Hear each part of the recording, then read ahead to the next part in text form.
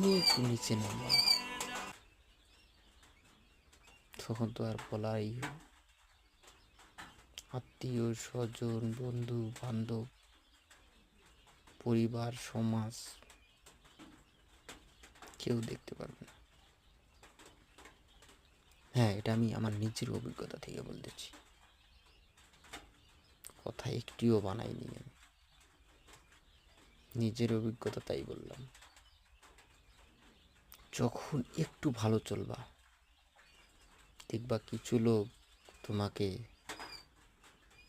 উপদেশ দিবে, আবার কেউ কেউ গোপনে তোমাকে হিংসা করবে। এইভাবে যখন চলতে থাকবে এক সময় মানুষের আপদ বিপদ অনেক কিছুই থাকে। তারপর যখন তুমি নিচে নেমে যাবা দেখা যাবে যে কোনো প্রবলেমের কারণে সমস্যা হতে পারে, মানুষের সমস্যার শেষ নেই। এরকম যখন হবে দেখবা যে তুমি একটু অর্থের সংকটে পড়েছো বা কিছু করতে পারতেছো না। কিছু করতে গেলে অর্থের দরকার হয়, টাকা পয়সা সব কিছু। সেই সময় তোমাকে কেউ উপদেশ দেবে না,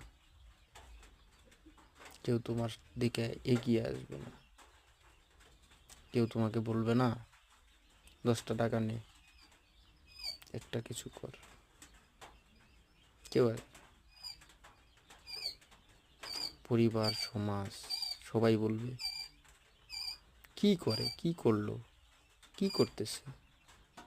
কেউ বলবে না যে যাই একটু শুনি যে ওর কি অবস্থা, কেন এমন হলো, দেখি তাকে একটু হেল্প করা যায় কিনা। এই উপদেশ কেউ দেবে না।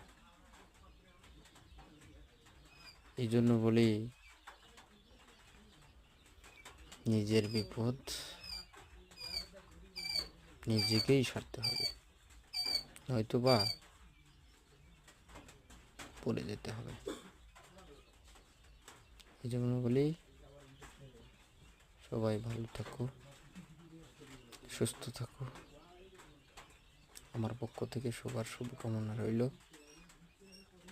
পারলে ভাই দেখে শুনে চলো। আসসালামু আলাইকুম। অনেক কথা বলার, কিন্তু আসলে বলে শেষ নাই। কতটা বলবো, যদি পারো এইটুকু শুনে যেও, হয়তো বা তোমার কাজে আসতেও পারে। শুনে যেও।